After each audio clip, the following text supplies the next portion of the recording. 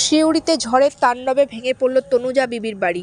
সিউড়ি পৌরসভার ৯ নম্বর ওয়ার্ডের হুসনাবাদ এলাকায় বিকাল ৫টা নাগাদ প্রবল ঝড়ের কারণে তনুজা বিবির একটি বাড়ি সম্পূর্ণ ভেঙে পড়েছে বলে স্থানীয় সূত্রে জানা গেছে। ঝড়ের তীব্রতা দেখে তনুজা বিবির পরিবারের সদস্যরা সময়মতো বাড়ি থেকে বেরিয়ে অন্যত্র আশ্রয় নেন, ফলে কোনো প্রাণহানি বা আহতের ঘটনা ঘটেনি। ঘটনার পর স্থানীয় বাসিন্দারা ঘটনাস্থলে ছুটে আসেন।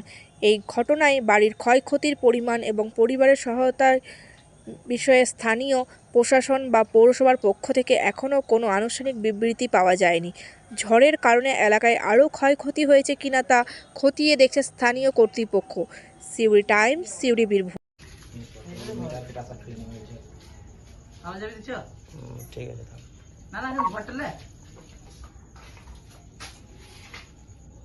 রান্না বান্না সরঞ্জাম সব ছিল, রান্না বান্নার।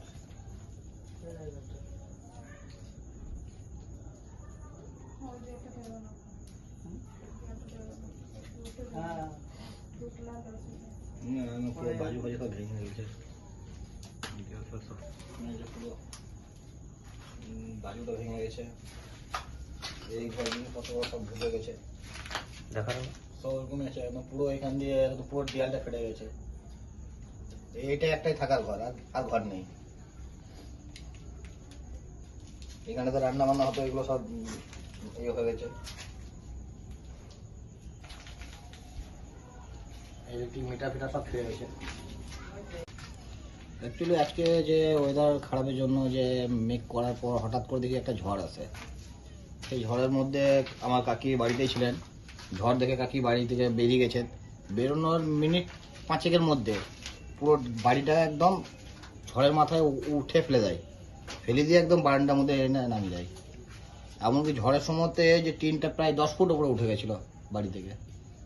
বাড়ির মধ্যে কি কেউ ছিল?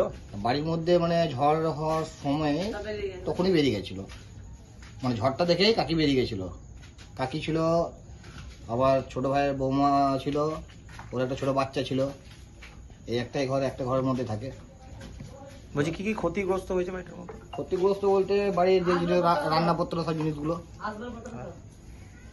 এমনকি যেগুলোতে মানুষ ঘুমায় ক্যাথা বালিশ রান্নার যে সরঞ্জাম সব নষ্ট হয়ে গেছে। কি নাম?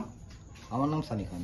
বলছি কোন কোন জায়গা হয়েছে? এটা হচ্ছে হুসনাবাদ ৯ নম্বর ওয়ার্ড।